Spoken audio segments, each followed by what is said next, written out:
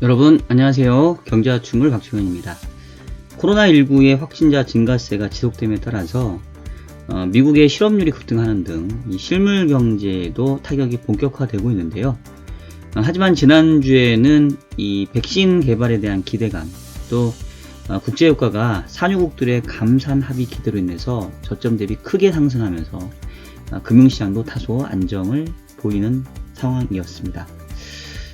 그래서 오늘 영상에서는 특히 이 국제유가의 흐름에 따라서 이 실물경제와 금융시장의 영향들이 달라질 수 있기 때문에 이 부분들 좀 더 집중적으로 살펴보겠고요. 또 만약에 향후에 유가가 반등을 하게 된다면 어떠한 투자 상품들에 주목하면 좋을지 추가로 살펴보도록 하겠습니다.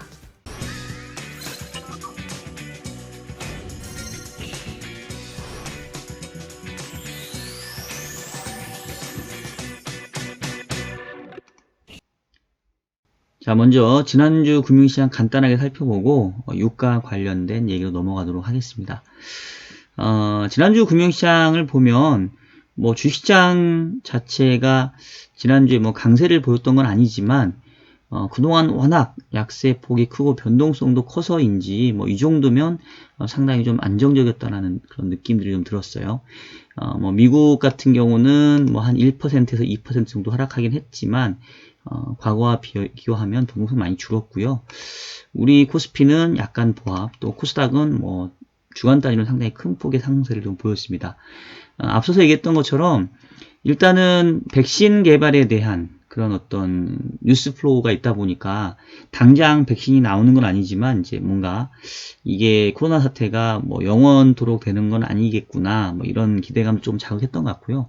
물론 이제 그 전에 뭐 각국 중앙은행 또 미국 각국 정부들 이렇게 공격적인 경기 부양책들을 이제 쏟아냈던 것들이 어느 정도 심리적인 안정을 준 상태에서 이 백신 개발에 대한 얘기가 나오다 보니까 시장이 조금 좀 더 환호했던 것 같고요. 또 그 지난주에 이제 가장 크게 주목해야 됐던 가격 변수는 결국 이제 유가였는데요. 국제유가가 모처럼 만에 저점 대비 뭐 31%, 20불 살짝 깨졌던 것도 지금 28불까지 올라왔으니까 한 주 동안 매우 가파른 상승세를 보이면서 그동안 이 유가가 급락하는 것들이 이런 금융시장의 불안감들, 특히 미국 하이힐드 기업들의 부도율 위험을 높이면서 어떤 또 다른 이 신용경색의 뇌관으로 작용할 수 있는 거 아니냐라는 우려가 있었는데 그 부분들이 지난주에 조금 완화되면서 주식시장은 일단은 조금 안정되는 모습들을 좀 보였습니다. 채권시장의 경우에는 미국채 같은 경우에는 이 연준의 무제한적인 양적 완화가 약발을 보이면서 조금 하락하는 모습들을 좀 보였었는데요.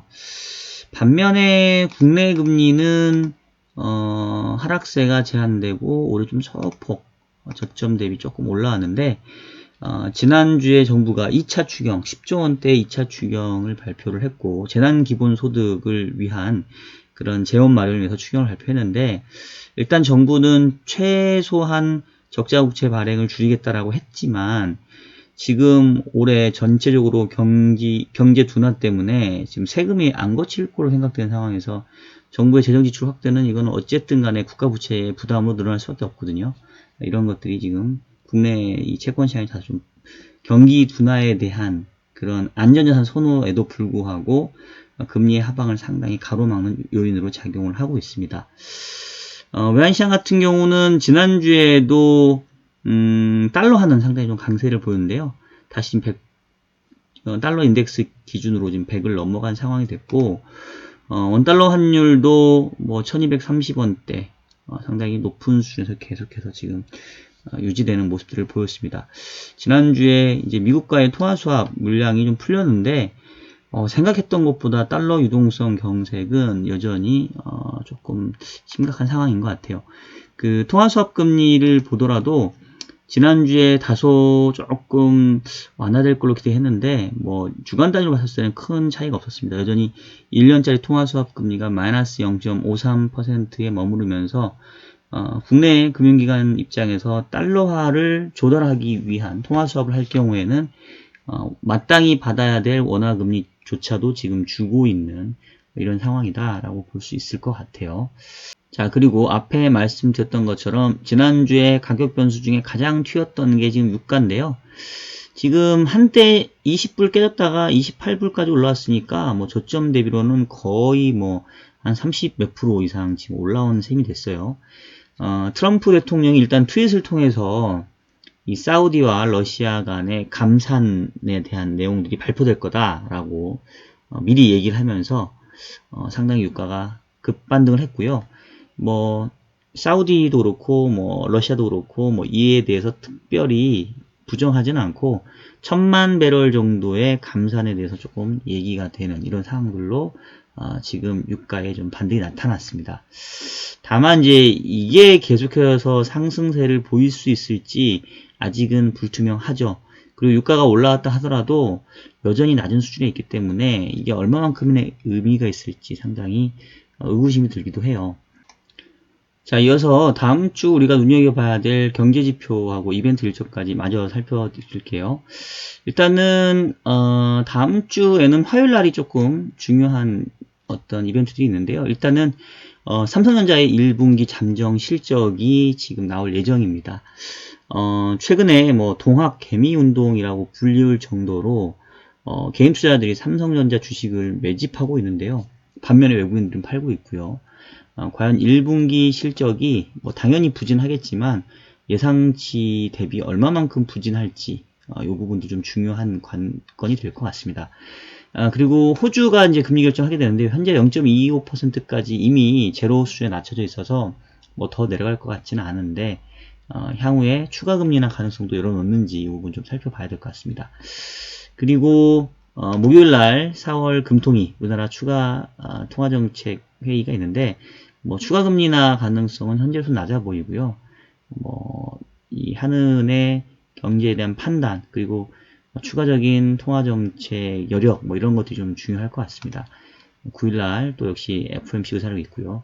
그리고 다음 주에 통틀어서 가장 중요한 변수는 이 오펙 국가들, 오펙 플러스죠. 이제 오펙 이외의 산유국 국가들이 화상회의를 통해서 감산에 대한 협의를 하기로 했는데 원래 6일날 하기로 했다가 지금 또 8, 9일로 좀 늦춰진다고 지금 기사가 나와요. 그래서 협상이 좀 난항을 겪고 있는 것 같은데요. 여기에서 어떤 결과가 나오느냐에 따라서 유가의 흐름도 좌우될 테고 유가 흐름에 따라서 금융시장뿐만 아니라 실물 경제에도 큰 영향을 미칠 수 있기 때문에 오늘은 이에 대한 얘기를 좀 더 자세하게 해보도록 하겠습니다. 자, 이제 유가 관련된 얘기를 해볼 건데요. 일단은 유가의 흐름부터 보시면 이게 연초만 하더라도 65불 넘었었거든요. 근데 지금 한때 20불 깨졌다가 이제 28불 정도로 올라왔는데 뭐 지난 한 주만 보게 되면 유가가 크게 반등하긴 했지만 여전히 뭐 절대적인 수준 자체가 상당히 낮은 상황입니다. 지금 이제 유가가 그 중요한 이유가 뭐 기본적으로 원유 산업과 관련된 그런 뭐 여러 업종들이 있죠. 뭐 예를 들면 뭐 플랜트 수주라던가 또 이제 원유가 개발이 되면 이거를 이제 실어 나르는 뭐 운송, 해운 또 관련된 뭐 조선 이런 것도 있고 또 석유를 정제해서 여러 가지 화학 그 제품들을 만드는 이제 화학, 정유 뭐 이런 것들이 다 연관되어 있으니까 유가가 상당히 중요하기도 한데 직접적으로는 이 미국에서 에너지 기업들이 대부분 이제 하이힐드 기업 쪽에 많이 비중이 있거든요. 그러다 보니까 유가가 폭락하게 되면 하이힐드 기업들의 이제 부도 위험이 높아져서 크레딧 스프레드가 상당히 크게 벌어집니다. 지금 여기 보시는 거는 미국의 투자 등급과 투기 등급, 하이힐드 등급의 이 크레딧 스프레드인데요. 지금 보시면은 이게 지금 이제 시계열이 긴 상태에서 있다 보니까 잘 구분이 안 되실 텐데, 스파이크 튀듯이 금융위기와 비슷할 정도로 튀었다가 연준이 지금 무제한 QE 해준다고 하니까 고점 대비로는 지금 소폭 떨어지긴 했어요. 지금 3월 23일 대비 3월 말 또 뭐 4월 초까지만 하더라도 조금 스프레드가 좁혀지긴 했습니다. 그래도 여전히 높은 수준이고요. 이제 미국의 하이힐드 기업에서도 이제 에너지 업종만 살펴보면 지금 절대금리 자체가 이 하이힐드에서도 에너지 기업의 채권 금리는 유통시장에서 20%가 지금 넘어갔어요. 그러니까 그 얘기는 지금 이제 에너지 기업들이 차환 발행을 할 때는 기존에는 낮은 금리에 발행을 했겠죠. 근데 만기가 도래해서 차환 발행할 때는 현재 유통시장에서 형성되는 금리를 줘야 된다는 얘기거든요. 그럼 20% 이상의 금리를 줘야 된다는 얘기인데 상식적으로 뭐 어떤 기업이 20% 이상의 조달 금리를 견딜 수가 있겠습니까? 그죠? 상당히 거의 뭐 이제 부도 가능성을 반영하고 있다라고 좀 봐야 되겠고요. 잠깐 미국 회사채 시장의 한번 구성을 살펴드리면 미국은 전체 회사채 시장에서 보시면 트리플 B 또 트리플 B 마이너 이하의 투기 등급, 하이드 등급의 그 전체 시장 비중이 70%를 넘습니다. 우리나라 같은 경우는 거의 반대라고 보시면 돼요. 우리는 거의 AA 이상의 그 등급 비중이 거의 7, 80%인데 미국은 거꾸로 등급이 낮은 쪽에서의 그 회사채 비중이 더 높습니다. 어떻게 보면은 신용 등급이 열위인 쪽도 활발하게 회사채 시장을 통해서 자금을 조달한다라고 좀 볼 수도 있겠는데 그 중에서도 이제 하일드 등급에서도 그 에너지 기업의 비중을 살펴보면 미국 같은 경우는 한 10% 정도 차지합니다. 그러니까 이제 산수로 계산해 보면 전체 미국 채권 시장에서 하일드 비중이 34%고 그 중에서도 10%가 에너지 기업 비중이니까 그렇게 보면 절대적으로는 한 3.4% 정도가 미국 채권 시장에서 하일드 에너지 기업의 등급을 가진 채권들의 비중이라고 우리가 얘기를 해볼 수가 있겠죠. 자, 그래서 일단은 이제 이네들의 최근에 업황이 안 좋다 보니까 신용경색에 대한 우려가 좀 불거지고 있는 거고요. 실제로 그 회사채 시장에서 자금 조달을 나타내는 또 하나의 이제 그 지표가 그 CP 기업어음하고 이제 OIS라고 하는 하루짜리 초단기 담보대출 초단기 대출금리라고 보시면 되겠는데 이 스프레드는 지금 금융위기 수준을 지금 넘어갔어요. 그만큼 기업들의 단기 자금 조달 시장이 상당히 지금 경색되어 있고 이 부분들이 바로 유가 폭락에 따른 하이힐드 기업들의 신용 경색이 다른 전반적인 미국 회사채 시장으로도 전파되고 있다. 이렇게 보시면 될 것 같고요. 지금 이제 유가가 그러면 여기서 계속 유지할 거냐 아니면 반등할 거냐가 중요한데 일단 지금 유가가 저점 대비 올라와서 28불 가긴 했지만 문제는 이 미국의 주요 석유 기업들의 그 기존의 그 유정의 BEP 손익분기점 유가는 30불 정도는 돼야 돼요. 그러니까 요거는 기존 유정의 경우이고 신규 유정의 경우에는 이제 이거 뭐 시추하고 뭐 플랜트 산업 설비 갖추고 이러려면 비용이 더 들 거 아니에요. 그러려면 이제 새로운 유정까지 개발하려면 40불 적어도 40불 정도는 넘어가야 이 손익분기가 맞는 상황입니다. 지금 낮은 수준에서는 도저히 채산성이 안 나온다라고 볼 수 있겠고요.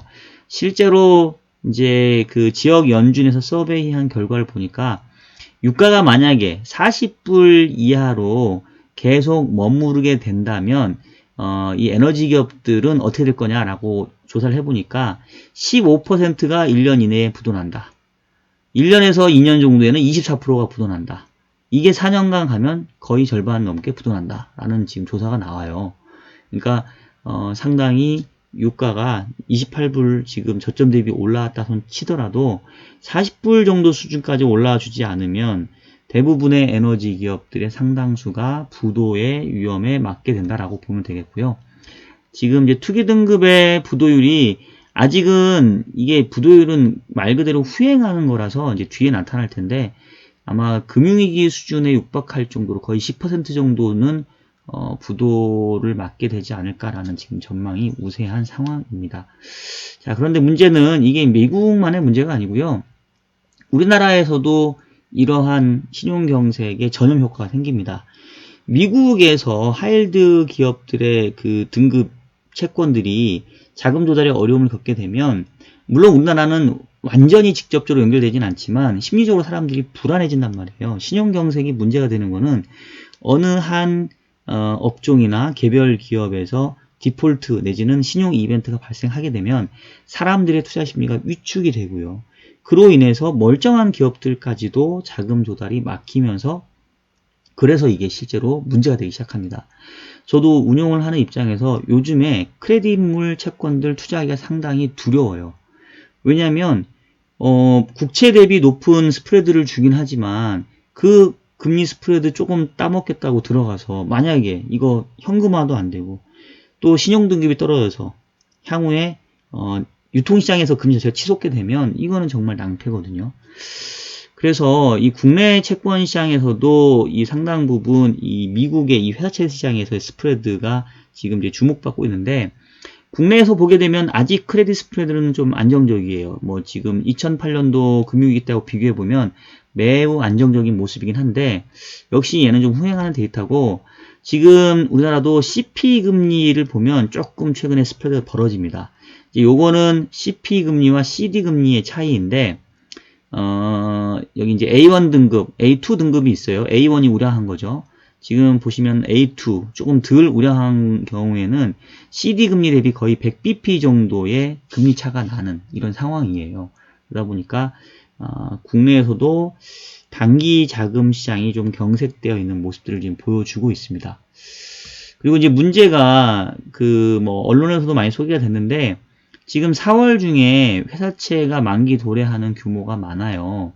근데 이 4월 달에 회사채 만기 도래 많은 거는 대부분 AA 이상이라서 우량 등급이라 제가 봤을 땐 큰 부담 없습니다.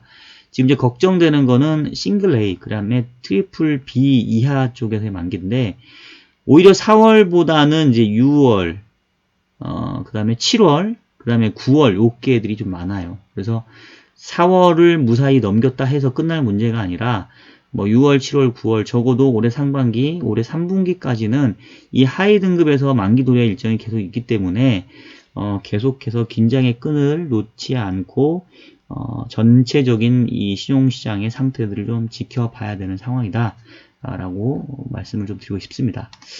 자, 그러면 결국 이제 유가의 향후 전망 흐름이 이제 중요하다는 얘기인데 유가가 지금 저점 대비 반등을 했는데 여기서 상승세를 계속 이어간다고 한다면 앞서 얘기했던 것처럼 이제 미국에서도 하이힐드 중심으로 해서 이 신용 위험 자체가 낮아지고 그러면 이제 국내 시장에서도 긍정적인 흐름들을 예상해 볼 수 있을 텐데 만약에 이제 계속 낮아지거나 현재 수준이 있다고 한다면 좀 어렵다는 얘기죠.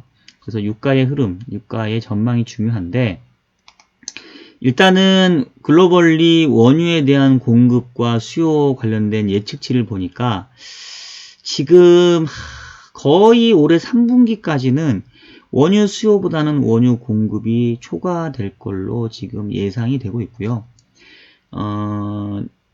가뜩이나 지금 4월달부터는 산유국들이 감산 합의에 실패해서 사우디 같은 경우는 증산하겠다고 좀 저러고 있으니까 이제 이 부분이 더 심해질 수 있죠. 그러다 보면은 이제 유가가 계속해서 좀 아래쪽으로 눌려 있을 가능성이 좀 높아 보이고요. 다만 이제 조금 우리가 기대해 볼 수 있는 거는 사우디라던가 러시아 같은 경우는 기본적으로 채굴 단가는 낮지만 얘네들은 결국은 원유 산업이 대부분이잖아요. 즉 유가를 팔아서 그걸로 재정을 유지를 해야 됩니다. 그래서 이제 재정 균형 유가라는 게 있어요. 채굴 단가하고는 좀 달라요. 어느 정도 유가가 되어야 이걸로 기름 팔아서 쉽게 말해서 국가가 안정적으로 돌아간다는 얘기인데 사우디 같은 경우는 재정균형 유가가 꽤 높습니다. 그만큼 원유 산업에 대한 의존도가 높다는 얘기예요. 오히려 러시아가 한 42불 정도 낮아요. 근데 어쨌든 러시아도 지금 20불대 중반 후반대 유가는 재정균형 유가를 훨씬 밑돌기 때문에 지금의 낮은 유가가 장기화될 경우에는 전통적인 산유국들도 상당한 재정 압박에 시달릴 수밖에 없습니다. 그래서 지금 이제 물밑에서 빨리 좀 협상을 하려고 하고 있는 상황이고요. 지금 한 이틀 동안 감산합의 기대로 유가가 지금 폭등을 하기도 했고 지금 푸틴 대통령도 오펙 플러스 산유국들 회의에서 합의할 준비가 돼 있다. 하루에 1000만 배럴 감산 가능하다. 뭐 이제 이런 뉴스들을 지금 이렇게 나오고 있는데요. 근데 모르겠어요. 지금 앞서 얘기했던 것처럼 원래 오펙 플러스 화상 회의가 6일로 예정됐다가 지금 8, 9일로 연기가 됐고 감산 합의에 대한 난항이 예상된다고 하는데 지금 산유국들의 생각은 그렇습니다. 지금 비록 오펙 국가들이 감산을 한다 하더라도 비오펙 국가들이 계속해서 원유를 생산하게 되면 오히려 감산한 애들만 손해 본다.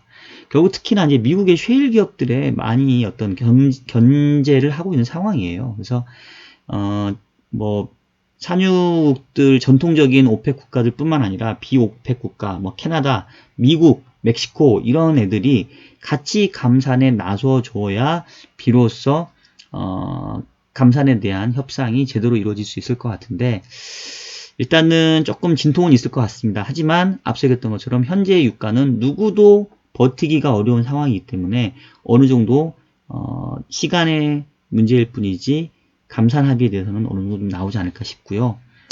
감산 합의가 이루어진다고 한다면 유가가 아주 높은 상승세를 보이기는 어려울 거예요. 왜냐하면 수요 자체가 코로나19 때문에 여전히 글로벌 수요는 부진할 거니까. 하지만 어느 정도 바닥을 닫아주는 역할들은 해볼 수 있지 않을까. 다음 주 수요일 또는 목요일 날 오펙 플러스 이 산유국 국가들의 이 감산에 대한 화상회의 있다고 하니까 그 결과 한번 우리가 지켜보도록 하겠습니다. 자, 혹시나 만약에 향후에 지금 당장이라는 게 아닙니다. 향후에 유가가 이제 반등하게 되면 왜냐면 이제 지금 뭐 연초에 60불 갔다가 지금 20불 중반이면 거의 여전히 반토막 이상 나 있으니까 뭐 이게 영원히 계속 이 수준은 아닐 거 아니에요. 앞으로 유가가 반등을 하게 된다면 어느 쪽에 좀 투자를 해서 이 유가 상승에 대한 부분을 좀 향유해 볼 수 있지 않을까? 이제 이런 그 궁금증이 생길 수가 있죠.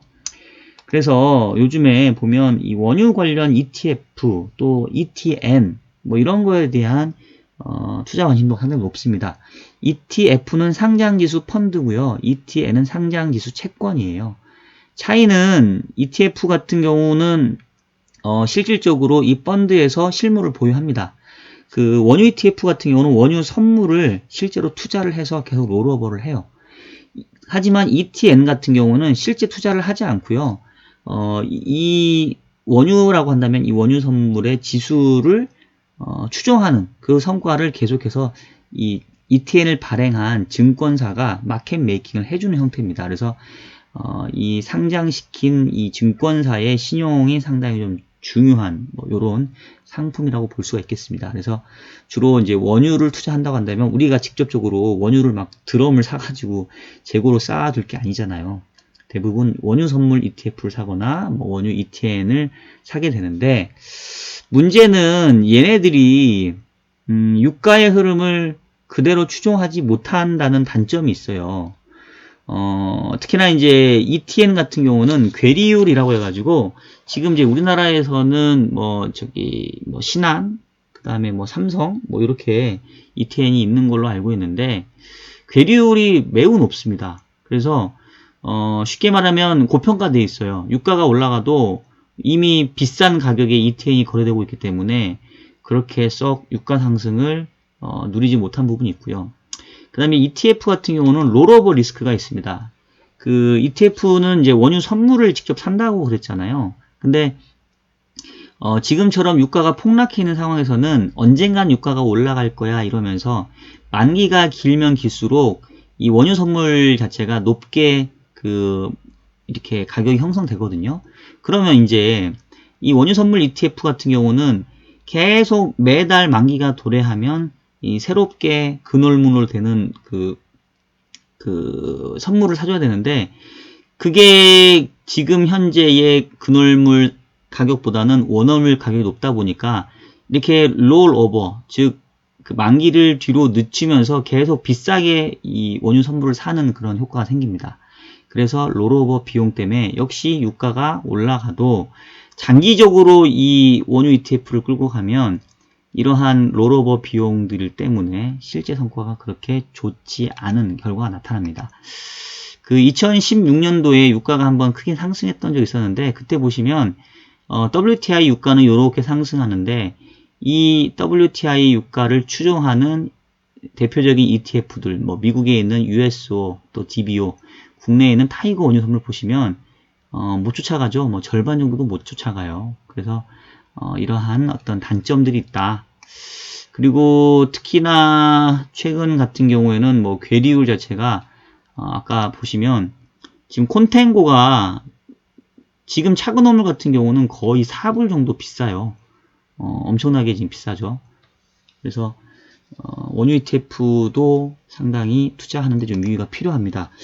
그러면 아니 뭐 투자란 얘기야, 뭐 소개시켜준다고 해서 들어왔더니만 낚인 거 아니야, 이러실 수 있는데, 제가 원래 뭐 투자 종목이나 이런 것들은 잘 얘기를 안 하려고 해요. 저도 좀 위험하고 부담스럽고. 근데 이거는 뭐 종목 개별 종목이 아니니까, 오히려 그 만약에, 그러니까 지금 당장 뭐 보시라는 건 아니고요. 유가가 바닥을 찍고 향후에 상승한다라는 어떤 그런 흐름이 나타난다고 한다면, 차라리 이 원유 선물 ETF나 뭐 ETN 말고 그냥 미국에서 에너지 기업들에 직접적으로 투자하거나 아니면 이 에너지 기업들을 묶어서 투자하는 ETF에 투자하는 것도 하나의 방법입니다. 그래서 뭐 그 중에 하나가 요거는 이제 미국 에너지 기업에 투자하는 이제 ETF인데요. 종목명까지는 제가 그냥 말씀 안 드릴게요. 보시면 지금 연초에 얘도 한 60불 정도 수준이었다가 지금 한 30불 정도.